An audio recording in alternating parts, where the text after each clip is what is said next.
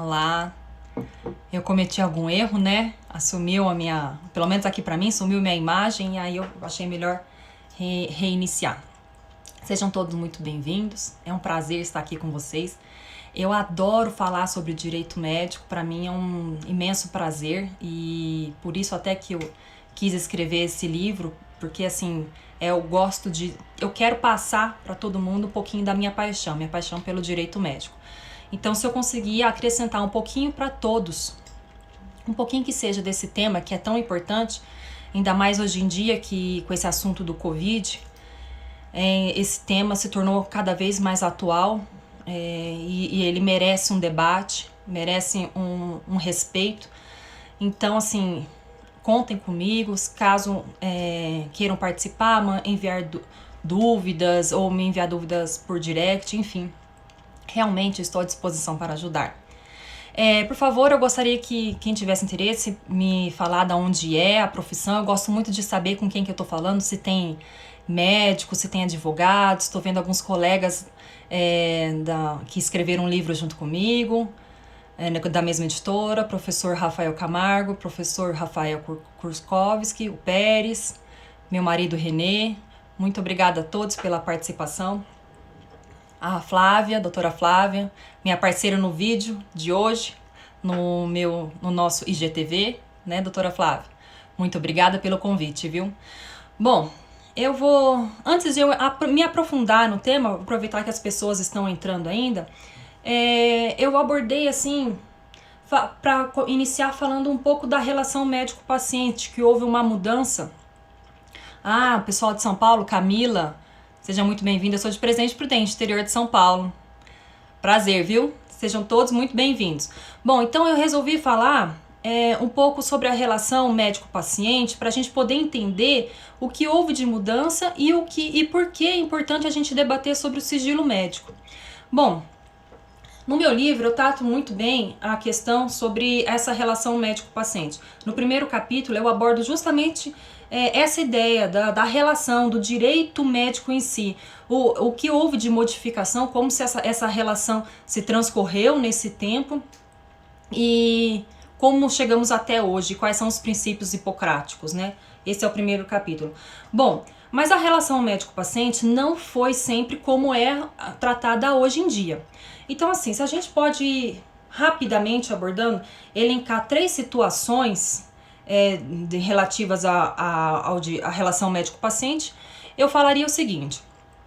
No começo dos primórdios da medicina, a gente pode falar que essa relação médico-paciente, ela já era vertical, ou seja, de cima para baixo, e o médico ele era tido como algo sagrado, como um semideus ou como um deus próprio.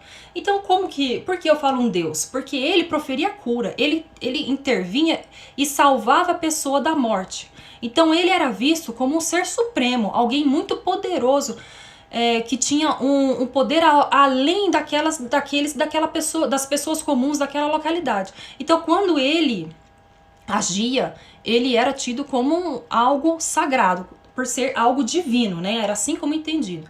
Então, essa relação era uma relação sagrada. Por um bom tempo, ela foi vista até como uma relação sacerdotal, em que o médico era como um sacerdote, que recebia a confissão da pessoa. Então, era como um padre que recebia a confissão dos seus fiéis.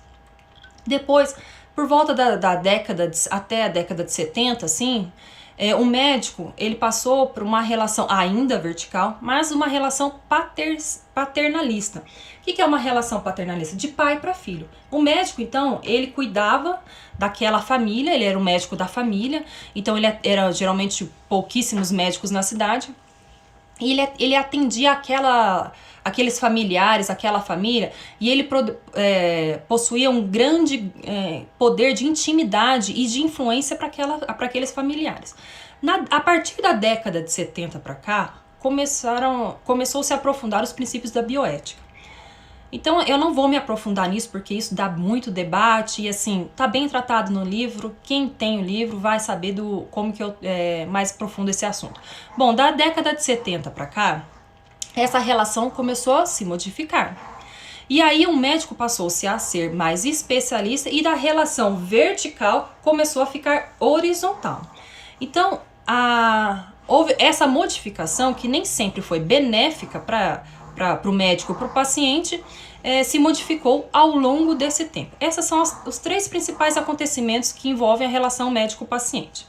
Bom, só que desde os primórdios que a gente pode retratar a relação médico-paciente, a gente pode trazer para hoje Hipócrates. Hipócrates, ele é tido ainda hoje como o pai da medicina. Para aqueles que não sabem, ele tem a perspectiva que ele tenha vivido em torno de 400 a 600 anos antes de Cristo. Desde aquela época, ele, que é o pai da medicina, né, tido como o pai da medicina, ele já proferia como muita importância a relação médico-paciente e a proteção do sigilo médico. Tanto é que ele fez um juramento que é usado até hoje. Então, os formandos em medicina, eles falam esse juramento, na sua formatura, e eu separei aqui um trecho específico do juramento. Vejam bem, aquilo que no exercício ou fora do exercício da profissão e no convívio da sociedade eu tiver visto ou ouvido, que não seja preciso divulgar, eu conservarei inteiramente secreto. Então, desde essa época, ou seja, estamos falando assim, há mais de 2000 anos atrás, há muito tempo atrás, já se falava na proteção do sigilo. Então, por quê? Então, a gente traz para reflexão por que desde aquela época até hoje é tão importante a proteção do sigilo médico. Bom, antes de eu responder essa questão, e eu quero muito a participação de vocês, por favor, eu trago para vocês o que é sigilo médico. Para aqueles que não sabem, sigilo médico é tudo que envolve a relação médico-paciente. Então, todas as informações obtidas durante esse atendimento médico. Então, imagine a seguinte situação.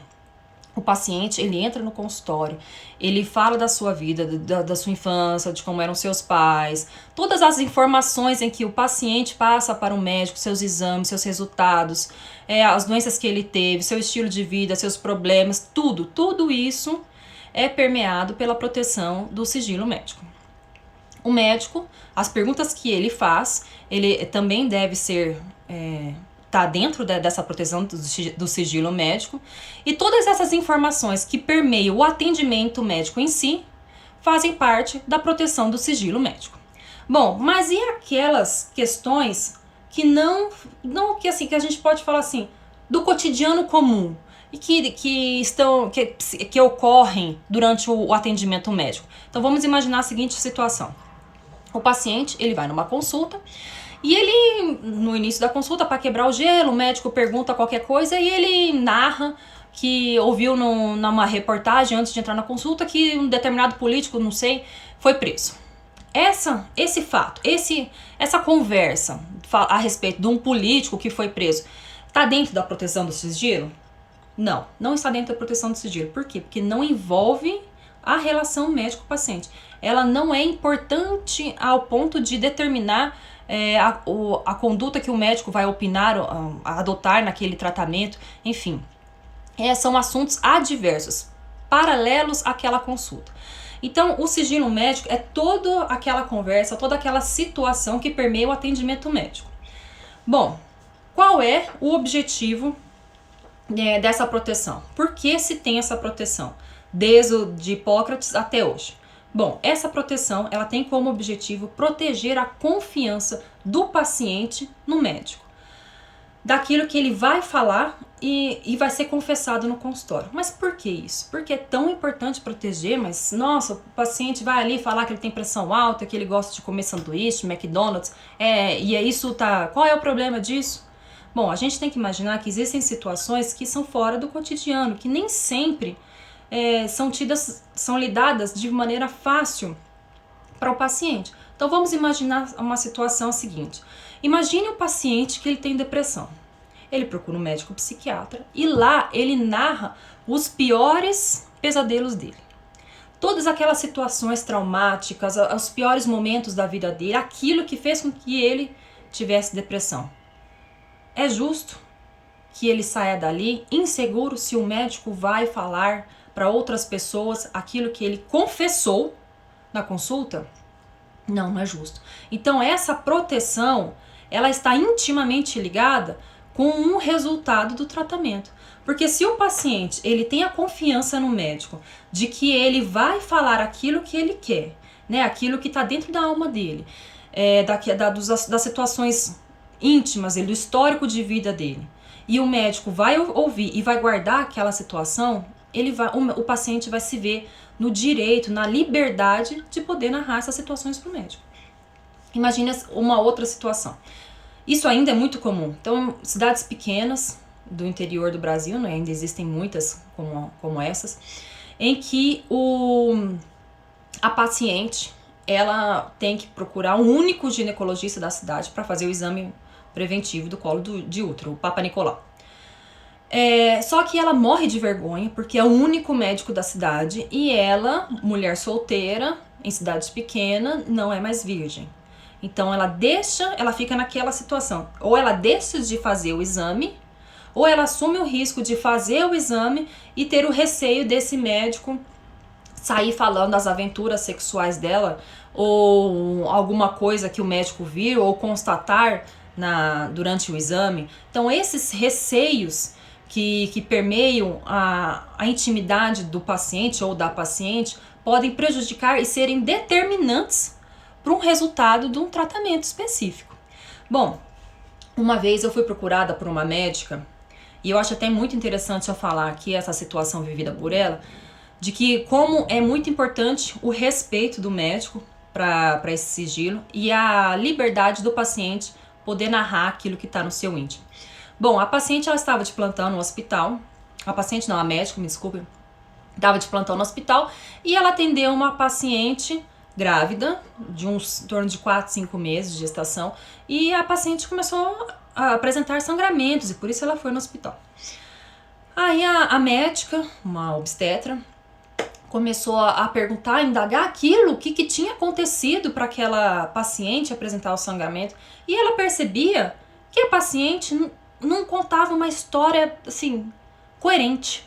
Ela tentava questionar, perguntava para a paciente não conseguia ir além. Ela percebia que a história não fazia sentido. Aí até um determinado momento, essa médica, ela foi sincera com a paciente e falou da necessidade da paciente contar aquilo que realmente tinha acontecido, porque ela não ia tomar nenhuma providência que aquilo que fosse confessado em consultório dali não sairia. Aí a paciente se sentiu segura para contar que ela tinha ingerido medicamentos para provocar o aborto.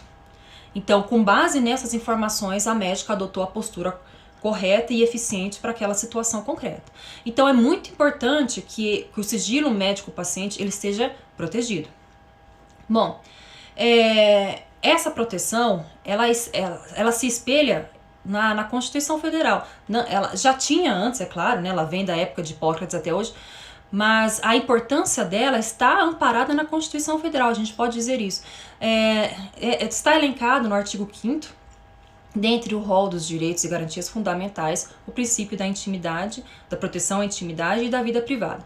Então, a nossa Constituição, ela presencia a importância da preservação da intimidade e da vida privada do paciente. Então, a gente consegue perceber com isso que isso é uma oportunidade para o médico, né, de que ele tem que ir além e garantir que essa paciente ou esse paciente ele tenha seu sigilo preservado. Bom, eu elenquei 5 características em que eu trabalho no meu livro, de características do sigilo médico. Eu vou trabalhar de maneira rápida no livro, até deixa eu mostrar aqui, eu trago elencado as 5 características do sigilo médico. Eu vou falar de maneira rápida. Quem tem o livro vai conseguir estudar melhor essa questão. Se caso alguém tenha alguma dúvida, por favor, me informe, que será um prazer te ajudá-los. Bom, vamos lá. Como características do sigilo médico, é muito importante que tenha o segredo em si. Aquela informação que não deve ser dita nem repassada para terceiros. Por quê? Porque ela pode causar prejuízo àquela pessoa, ao paciente ou a outras pessoas em si. Então imagine a seguinte situação. O paciente, ele procura o médico e ele é portador de um HIV ou de um HPV. Imagina assim, uma doença sexualmente transmissível. E a sua parceira, sua esposa, ela é uma jornalista muito famosa daquela cidade. E todo mundo sabe. Então ele confia no médico, de que o médico não vai divulgar para aquela cidade, para aquelas outras pessoas, que a sua esposa, a famosa, também tem HIV ou HPV. Então, essa característica que eu coloquei de possibilidade de causar dano, ela pode causar dano tanto ao paciente quanto a outras pessoas. Bom, elenquei 5, né? Falei do segredo em si, a possibilidade de causar danos. A confissão, ela tem que ser falada durante o atendimento médico. Então, vamos imaginar a seguinte situação. O paciente encontra o médico na fila do supermercado e lá ele confidencia algumas situações. Essa confiança, essa confissão feita na fila do supermercado não está amparada pela relação médico-paciente. Então a gente pode dizer que ela não permeia o sigilo, a proteção do sigilo médico-paciente. Então vamos lá, segredo em si, a possibilidade de causar dano, ela tem que ser feita durante o atendimento médico. Ela não pode estar presente uma das possibilidades excludentes da quebra do sigilo médico-paciente, em que eu vou tratar logo em seguida. E caso o médico haja de maneira a quebrar o sigilo médico, incide sobre ele a hipótese de crime previsto no Código Penal, que é o artigo 154. Bom, a respeito desse crime, que é a quebra do sigilo médico-paciente, esse crime só ocorre nas hipóteses de crime doloso. Então vamos imaginar a seguinte situação. Eu gosto muito de falar exemplo, porque eu acho que a gente fixa o entendimento com base no exemplo. Então imagine a seguinte situação. O médico está no consultório e ele atende uma paciente, no momento de despedir, ele esquece o prontuário em cima ali da recepção. O prontuário daquela paciente que acabou de ir embora. Como ele esqueceu o paciente, foi uma coisa assim totalmente fora de intenção. Outras pessoas, ele pega o próximo paciente, entra para dentro do consultório, aquele prontuário que ficou esquecido ali, outros pacientes que estavam na sala de atendimento tiveram acesso ao prontuário e leram aquilo que tinha sido relatado pelo médico durante a consulta. A hipótese de crime do médico descrito no Código Penal? Não há, porque ele agiu de maneira culposa. Por ele ter agido de maneira culposa, ele não teve a intenção de divulgar os segredos da paciente e ele esqueceu aquilo de maneira não intencional na recepção. Então esse agir do médico não agiu de maneira dolosa, então pouco provável que incida sobre ele esse crime. Bom, vamos imaginar uma outra situação. O médico está de plantão e aí, ao trocar o plantão, ele procura o médico que vai assumir o plantão no horário seguinte e relata para ele o paciente, algum paciente específico, né, que está internado e que está num estado muito grave e confidencia alguns segredos para esse médico, e esse médico precisa passar essas informações para o médico seguinte que vai tratar aquele paciente. Então imagina que ele se encontra com esse outro médico no corredor do hospital. Né, naquele momento, aquele plantão tá virando o horário, então aquela correria, e um médico relata para o seguinte, determinados segredos, e as pessoas que estão passando por ali acabam escutando o segredo. O médico cometeu o crime descrito no artigo 154 do Código Penal? Em tese, ele não cometeu o crime, porque ele não agiu com dolo, né? Não agiu com dolo de causar mal àquele paciente.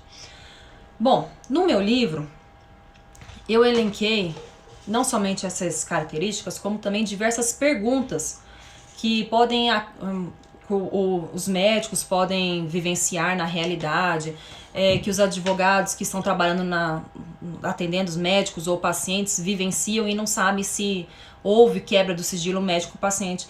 Então eu elenquei algumas situações que eu vou tratar aqui. Bom, agora eu gostaria de falar com vocês a respeito da previsão no Código de Ética Médica sobre o sigilo médico-paciente. Bom, o Código de Ética Médica, ele viu como a importância da proteção desse sigilo médico-paciente. E ele elencou dos artigos 74 a 79 vedações específicas do médico não poder agir de determinada maneira que pode acarretar na quebra do sigilo médico-paciente. Então, a importância da proteção do segredo está prevista no Código de Ética Médica. Eu elenquei aqui 3 situações como exceção, porque embora haja essa proteção específica do sigilo médico-paciente, existem possibilidades, 3 situações específicas em que o médico ele pode sim quebrar esse segredo e agir de modo com ou sem o consentimento do paciente. Então eu vou aqui trabalhar essas 3 questões. Caso alguém tenha dúvida, por favor, pergunte. Bom, o artigo 73, ele especifica a questão do justo motivo. Justo motivo é aquela questão subjetiva, é uma motivação subjetiva do médico, não do paciente. Então, o médico, ele identifica uma situação específica durante a consulta e ele vê a necessidade dele agir de maneira a quebrar o sigilo médico e confidenciar aquilo que ele ficou sabendo durante a relação médico-paciente. Então, imagine a seguinte situação. Ele é procurado por um paciente. Isso aqui, extremamente atual. Tá acontecendo isso diariamente em todos os consultórios. Anotem aí. O médico, ele recebe um paciente que ele diagnostica com Covid, coronavírus. Só que esse paciente, ele precisa trabalhar. Ele não pode faltar de serviço. E ele trabalha numa localidade em que existem diversos outros empregados. E o paciente avisa o médico que ele não pode faltar no emprego. Porque se ele faltar, vai ser descontado do salário dele e ele precisa daquele dinheiro para a manutenção dele e da família dele. Bom, com base nessa informação, o médico pode quebrar o sigilo, o segredo e avisar a empresa? Sim, ele pode. Por quê? O médico identifica o justo motivo. Qual é o justo motivo? O poder de autocontaminação, o poder de contaminação dessa doença para outras pessoas.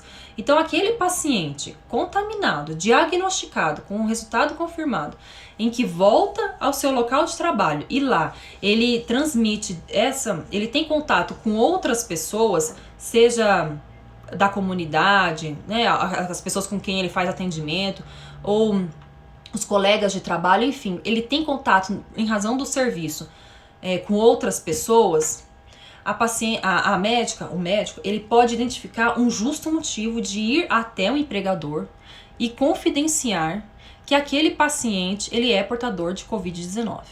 Porque se assim não agir, esse paciente, ele vai transmitir a doença para outras pessoas. Outra situação que também é muito comum é no caso de médico do trabalho ou médico comum, ele diagnostica tuberculose num paciente, por exemplo, trabalha num frigorífico. Frigorífico que tem diversos profissionais trabalhando com muita proximidade e com baixa temperatura. Nesse caso, o paciente, ele não quer também contar para um empregador a doença que está acometendo ele. Então, o médico, ele pode procurar o empregador e contar a situação que vem acometendo o paciente. Ele pode contar.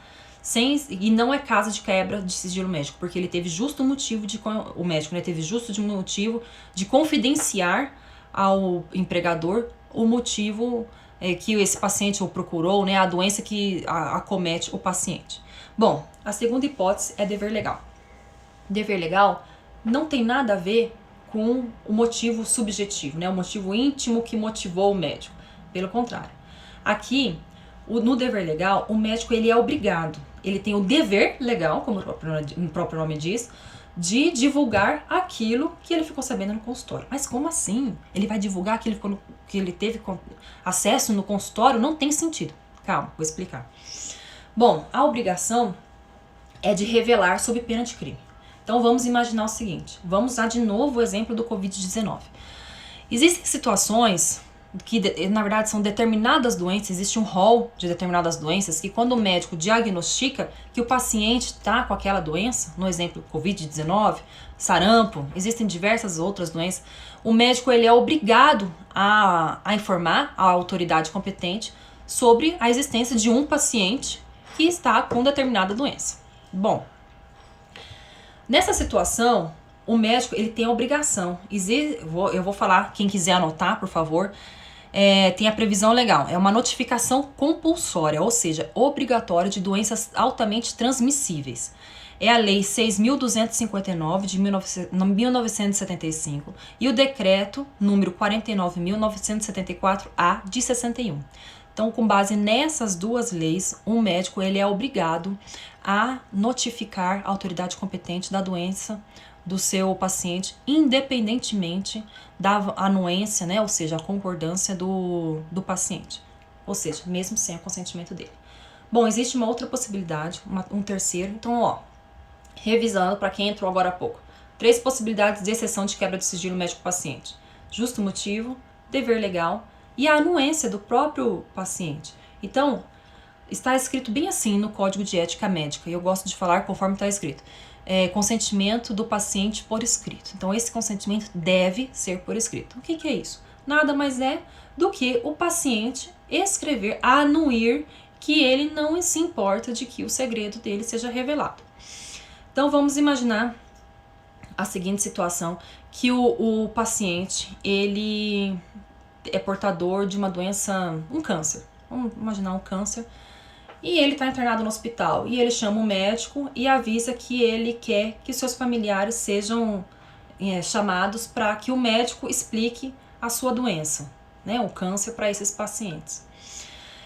Então, esse agir do paciente para o médico, né, deve ser escrito, é um consentimento de que o paciente quer que esse segredo seja quebrado. Uma outra situação extremamente comum, eu até coloquei na minha enquete no Instagram, o médico, ele pode colocar o CID no atestado médico? Ele pode, mas ele só pode fazer isso com a anuência do paciente.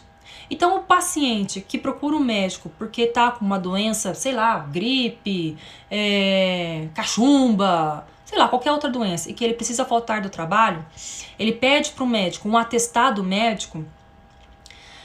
O médico, ele faz o atestado, no finalzinho ele coloca assim, anuência do paciente, aí o paciente assina. Nesse atestado médico, o médico ele pode colocar o CID.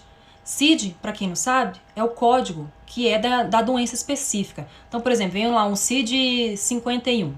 Então, a pessoa, o empregador, ele pode procurar o código e ele vai saber aquilo que é a doença, aquilo que o paciente está cometendo o paciente. Bom, deixa eu responder algumas perguntas aqui que eu tô vendo. Qual que é o decreto? Vamos lá. O decreto que fala do dever legal é o decreto 49.974-A de 61. Anotou? Quer que eu repita? Deixa eu ver, eu vi que tem mais perguntas aqui. Antes de eu seguir para frente, eu quero já responder. Vamos lá. Edinalva perguntou, essa comunicação é dever ou faculdade do médico? Comunicação de notificar, no caso de, por exemplo, do Covid, eu acho que teria sido isso, né? Porque eu não me lembro qual que é o momento que ela perguntou.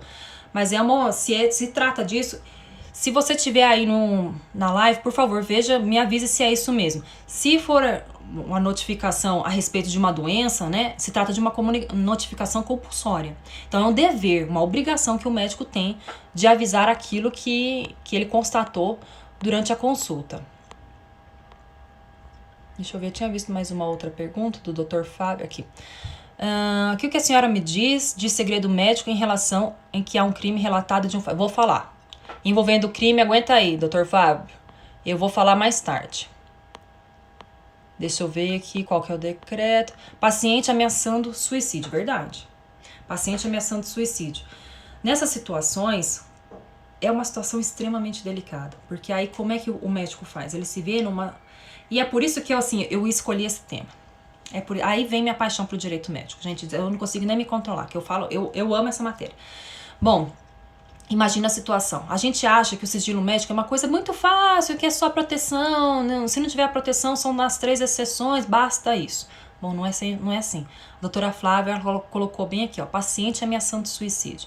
Se o paciente está ameaçando suicídio e ele, o médico, está atendendo, vê da gravidade da situação, ele pode quebrar o sigilo médico-paciente? Eu entendo que sim. porque é fundamental que ele avise a família, os familiares desse paciente, para que o paciente se medique ou seja internado, dependendo daquela situação concreta específica. Então, nessa hipótese, é muito importante que o médico quebre o sigilo. Então, eu acho que aí nós estamos falando até mesmo de um justo motivo, né? Do motivo em que é uma motivação subjetiva do médico, que ele vê a necessidade dele agir para evitar a morte do seu paciente. A doutora Flávia, que é médica, ela tá falando que é super chato, porque algumas empresas só aceitam atestado com CID. É verdade. Inclusive, eu e a doutora Flávia, nós gravamos um vídeo relatando acontecimentos em que pacientes retornam ao atendimento médico, pedindo um relatório médico em que se constata que ele está com coronavírus, porque senão o empregador não o libera do serviço. Quem tiver interesse em assistir esse IG, tá no meu Instagram e no Instagram da doutora Flávia. Bom, vamos lá. Anotou o decreto? 49.974A. Isso, 61. Isso mesmo, Lívia. Bom, então eu elenquei 3 situações excepcionais. Vamos lá. Justo motivo, dever legal e consentimento por escrito do paciente. Como eu disse, o médico que quebrar fora dessas 3 hipóteses, ele comete crime previsto no Código Penal. Bom, mas só existe essa possibilidade de crime? É isso que eu quero falar com vocês. Sempre quando eu vou falar de direito médico, principalmente para médicos, é uma surpresa quando eu falo justamente disso que eu vou falar agora. O médico, ele não só comete um crime, não existe só a previsão legal, e eu até vou falar a respeito do qual é a gravidade do crime, é pena de detenção de 3 meses a 1 ano. O médico, quando ele quebra o sigilo médico, ele pode responder civilmente, no caso de danos materiais ou morais, por exemplo, ou moral, e administrativamente no caso previsto no Código de Ética Médica. Então vamos imaginar a seguinte situação. Bom, vocês já viram que eu gosto de falar muito de exemplo, porque como eu disse, é com exemplo que a gente fixa a matéria. E direito médico, se não tiver exemplo, não fixa. Bom, vamos lá, gente. Um médico, ele atende um paciente que tem uma doença, por exemplo, uma esclerose múltipla, e que não o impede do trabalho, mas que um dia vai fazer com que ele não consiga mais trabalhar. Então aí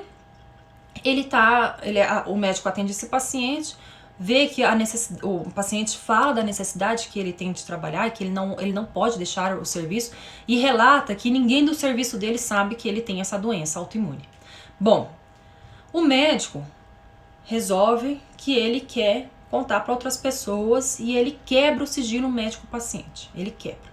Ele sai falando para outras pessoas e chega no ouvido do empregador. E o empregador pensa, poxa vida, olha, por que meu empregado não me contou? Por que ele deveria ter contado para mim? Esse paciente vai ficar incapacitado, esse empregado vai ficar incapacitado, eu vou demitir. E demite.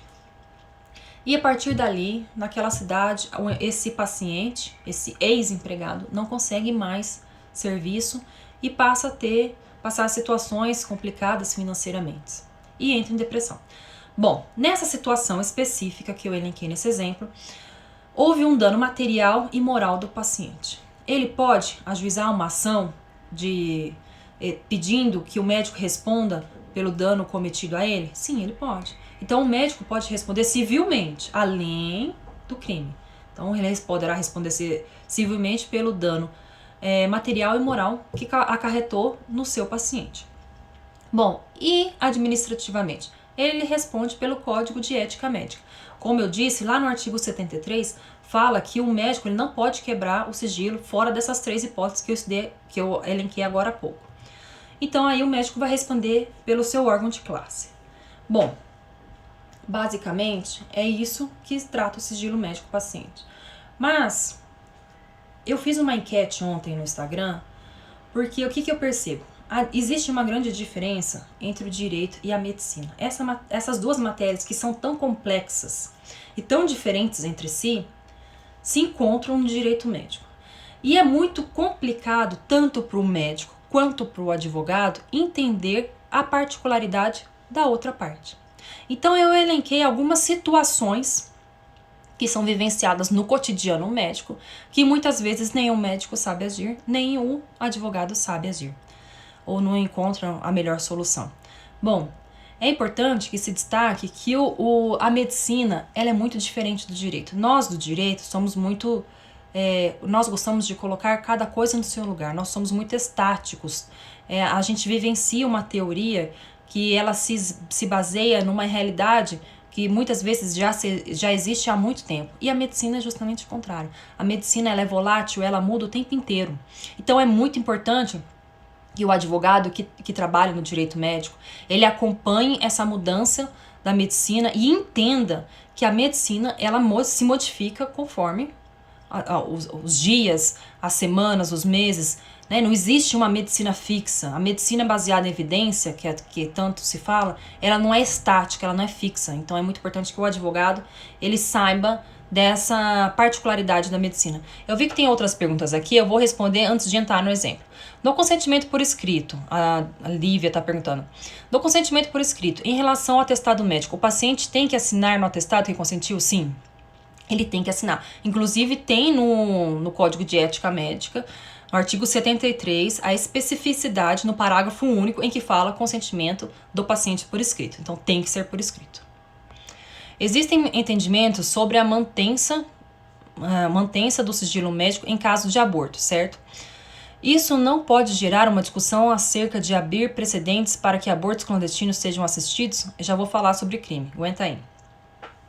Bom, eu elenquei algumas situações que eu tratei na enquete dada ontem no Instagram, e também existem algumas perguntas e respostas que tem no meu livro. Então quem tem meu livro vai identificar com algumas coisas que eu vou falar que tem no livro.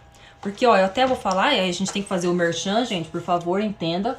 Eu coloco aqui, ó, perguntas aqui. Eu coloco perguntas que a gente vivencia no nosso cotidiano aqui, ó.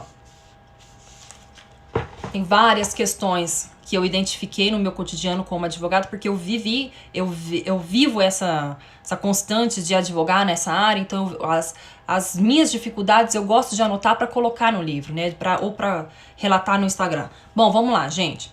Não vamos perder tempo. Boletins informativos. Sabe aquele boletim que a gente via muito? Agora até tem menos. Aquele boletim informativo a respeito de pessoas famosas que estão internadas num hospital, doentes. Lembra, há uns 4 anos atrás, que era comum passar o boletim, fulano de tal que está internado aqui no hospital, tá assim, assim, assado. Essas situações.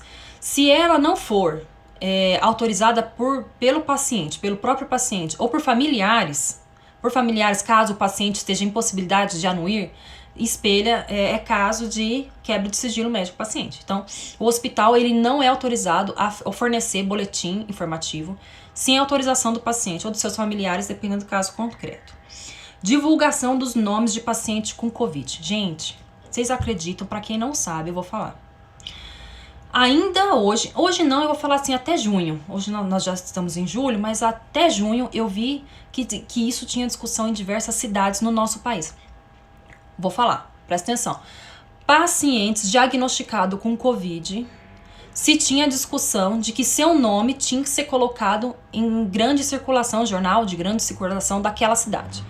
Ou seja, o paciente que procura o médico para saber se está com Covid ou não e recebe diagnóstico positivo, teria seu nome divulgado nas mídias sociais, nos jornais locais, para que toda a população saiba que ele está com Covid. Então é mais ou menos aquela situação de lepra vivida na época de Jesus. Lembra? Quem sabe já ouviu falar dessa história? Que os leprosos tinham que ficar fora da cidade?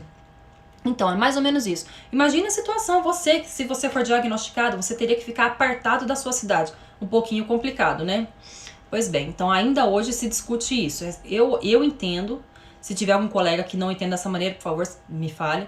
Eu entendo que isso é a quebra de sigilo médico-paciente, porque nesse caso, a obrigação do médico é notificar a autoridade responsável que existe um paciente com Covid. Nunca avisar quem é o paciente, aonde ele mora, aonde ele está, enfim, essas situações. Eu falei do trabalhador com Covid, então até elenquei nas situações, em casos excepcionais. Lembrando que tem meu IGTV no meu Instagram, alessandra.advogada, para quem não me segue. Então imagina a situação, o trabalhador, ele procura o médico porque ele está com Covid, e o seu empregador, ele pede um atestado comprovando ele pede um atestado que o médico faça um relatório médico, na verdade, um relatório médico, atestando a necessidade desse paciente não trabalhar. A necessidade desse paciente ter que cumprir a quarentena, ficar na casa dele enquanto ele está com a doença. Então, imagine essa situação. O médico atende o paciente que retornou à sua consulta pedindo esse relatório. No caso do médico, ele tem a obrigação de fornecer esse atestado, esse relatório, se o paciente anuir, né, concordar, consentir por escrito, ele pode fazer esse relatório. Mas, por que essa necessidade se é uma doença altamente contagiosa, né? Existe alguma possibilidade do paciente que está com a doença trabalhar e não transmitir para outras pessoas? Pouco provável, né? Bom, vamos lá. Cuidado com o prontuário. Quando a gente fala em sigilo médico, a gente já fala em prontuário médico. Prontuário médico, para quem não sabe, é aquele documento em que o médico relata todas as informações obtidas durante o atendimento médico. Esse prontuário, ele fica guardado no hospital ou na clínica médica. Então, quem tem o dever de guarda e cuidado desse documento é a instituição hospitalar ou a clínica. Ali fica guardado, embora seja quem é proprietário desse documento, que é o prontuário médico, é o paciente. Embora seja do paciente, fica de posse do hospital ou clínica. Mesmo assim, existe possibilidade de outras pessoas que não o paciente terem acesso a esse prontuário? Não existe possibilidade. Isso é quebra de sigilo médico-paciente. Então é obrigação do hospital cuidar para que ninguém tenha acesso a esse prontuário. Vamos lá. Imagine a situação. Paciente idoso, viúvo, né, sexualmente ativo, descobre que está com HIV. E a médica, né, ou o médico, ele informa ele sobre tratamento e sobre caso o paciente queira de trazer os seus familiares para que ele explique para os familiares a doença, as reações dos medicamentos que esse idoso vai ter, né, os cuidados que ele deve ter em relação à doença que ele recém descobriu. Só que esse paciente idoso, lúcido, informa ao médico que ele não tem interesse algum que seus familiares tenham acesso a essa informação. Esses familiares, se eles procurarem o hospital, eles podem ter acesso a essa informação? Não, eles não podem ter acesso. Se o idoso, o senhor, ele está lúcido, ele está totalmente sadio e ele tem o poder de decidir civilmente sobre sua vida, não cabe aos filhos terem acesso a essa informação. Agora imagina se os filhos tiverem acesso. O médico vai responder criminalmente, o hospital vai responder pelos danos materiais que podem surgir, os danos em relação ao dano moral sofrido pelo paciente, enfim, tem toda uma consequência por consequência da quebra dessa confiança e cuidado com o prontuário médico. Bom, em relação à defesa do médico, nós estamos falando de sigilo médico, da obrigação do médico. Imagine a situação. O paciente, ele processa o médico e não junta no processo o prontuário. O médico, na sua defesa, ele pode juntar o prontuário médico, ele pode fazer a quebra desse sigilo? Ele pode. Na sua defesa é permitido, inclusive tem no Código de Ética Médica, que ele junte o prontuário e ele faça a sua defesa com base no prontuário médico. Mas aí eu pergunto, eu quero ver se alguém sabe aí, por favor, gente, participem. E se um médico for chamado para ser testemunha? Testemunha, hein? E aí, se ele for testemunha de alguma coisa, de algum erro médico cometido por um outro médico, e ele tem que falar a respeito do seu paciente, ele pode quebrar esse sigilo médico ou não? Não vou responder agora, por favor, participe. Bom, uma outra situação também, legal. Médico do trabalho. Médico do trabalho é aquele médico que examina o empregado que vai ser admitido ou que está trabalhando em determinada empresa.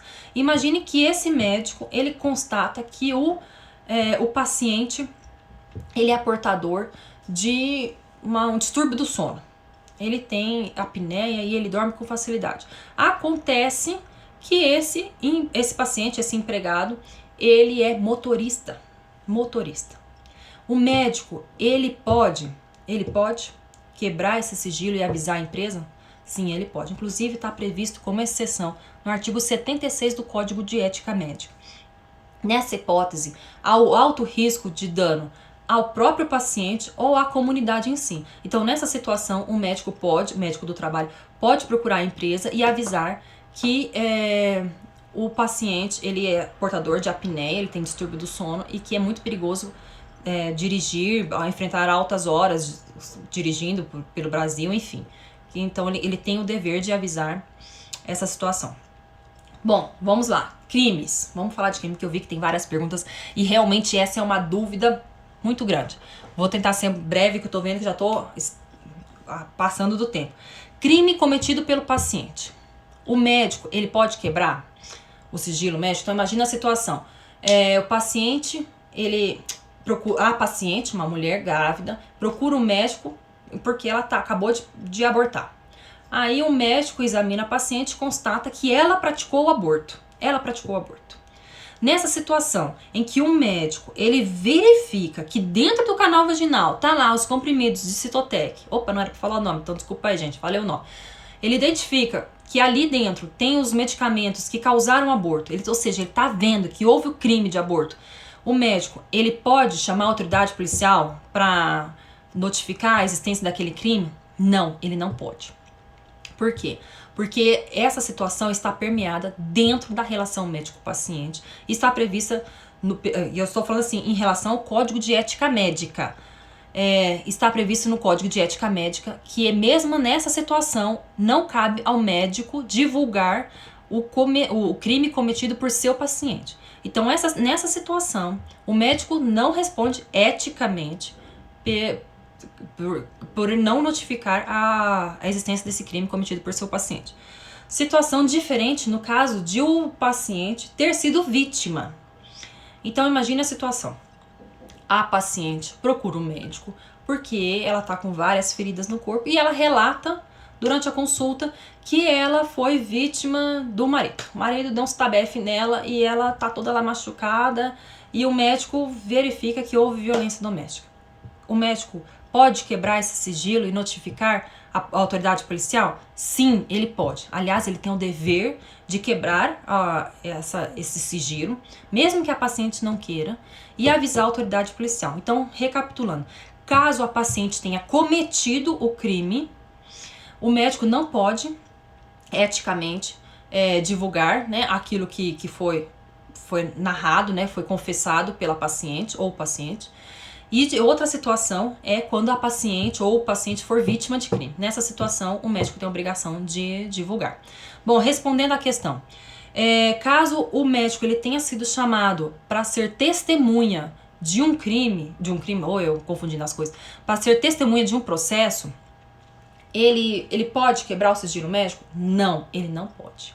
Nesse caso, ele vai se declarar impedido para o juiz, ele vai chegar lá na audiência, vai falar: Excelência, sinto muito, fulano de tal é meu paciente, ele confidenciou situações durante a relação médico-paciente. Existe a previsão no Código de Ética Médica que eu não posso, nem após a morte do paciente, eu não posso quebrar esse sigilo médico, então eu me declaro impedido e o juiz tem que respeitar, ok? Então essa é a resposta. Não pode quebrar o sigilo médico. Bom, declaração de óbito. Aí, vamos lá, gente. Declaração de óbito. Para quem já viu, no final da declaração de óbito tem uma parte lá que fala causa-mortes. Nessa causa-mortes tem o motivo que aquela pessoa morreu. No Código de Ética Médica, como eu acabei de falar, até mesmo depois da morte do paciente, existe a obrigação. Então, de não poder quebrar. Então, nesse caso os familiares querem que não seja divulgado a motivação da causa-mortes, ele pode entrar com uma açãozinha para que essa parte ali da declaração de óbito não seja divulgada, a motivação. Até porque tem que ser lembrado que a declaração de óbito ela é pública, então qualquer pessoa pode ter acesso. Então, caso os familiares não queiram que seja divulgado o motivo da morte, pode ser colocado como vedado, né? Colocado ali expressamente não divulgado. Bom, deixa eu ver algumas perguntas aqui. Juntar o prontuário para a sua defesa pode quebrar o sigilo, para testemunhar é impedido. Verdade. Abuso de menores, verdade. Se o médico constata abuso de menores, Aí, no caso, o paciente é vítima, tem que relatar. Violência doméstica virou motivo de notificação compulsória. Dever legal, verdade. É isso aí, gente. Vocês estão sabendo tudo. Bom, eu selecionei esses temas. Hoje existe o cupom de desconto para quem quiser comprar o meu livro. Então, para quem não sabe, esse cupom de desconto, que é o código, anotem aí, M037. Ele permite 10% de desconto no desconto final total do livro. Então tem os descontos de 15% para quem pagar no boleto, para quem dividir e tal, tem uma porcentagem. Então esses 10% ele incide diretamente no preço final do livro. Então tá valendo muito a pena. Quem quiser adquirir o livro, por favor, compre agora. O código é M037. É até amanhã, meio-dia. Mesmo se o óbito ocorreu por Covid, sim, qualquer motivação. Se os familiares eles não querem que seja divulgado, em relação à motivação do Covid, tem aquela notificação compulsória, que é outra situação, mas na declaração de óbito é o direito, é o respeito ao paciente. Se os familiares não querem que isso seja divulgado, tem que ser respeitado. Lembrando que a declaração de óbito ela é pública. Repete o código, M037. Gente, até amanhã. Isso, respondido. Olha quem aí trabalha no IML. Médicos do IML, por favor, tomem cuidado. Gente, eu tô formando um grupo no Telegram para tratar a respeito de sigilo médico e prontuário. Quem tiver interesse, por favor, me mande um direct no meu Instagram, entre em contato comigo, porque aí eu vou adicionar nesse Telegram pra gente debater mais essas questões. Porque eu não sei se vocês perceberam, é o que eu falei. A teoria, ela aparenta ser simples, mas quando a gente vai vendo no dia a dia, né, com as questões reais que os médicos vivenciam, a gente fica com dúvida, né? Então tem uma questão até mesmo que eu fiz pergunta no Instagram, o hospital, não o médico, o hospital, ele pode juntar o prontuário médico no processo, mesmo sem autorização do paciente? Então, tem quem entenda que não há quebra, porque o hospital está fazendo essa defesa de si próprio. Eu entendo que sim, que o hospital não está dentro, não é um médico, né? Existem várias situações. Enfim, eu entendo que não, mas... Bom, repetindo o código, é M037. Gente, eu adorei fazer essa live, eu espero assim que eu tenha passado um pouquinho da minha paixão por direito médico para vocês e que vocês tenham aprendido um pouquinho.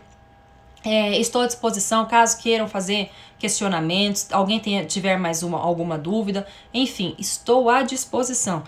Meu Instagram é alessandra.advogada. Meu livro está ótimo, viu, gente? Porque eu selecionei os principais temas de quem advoga na área.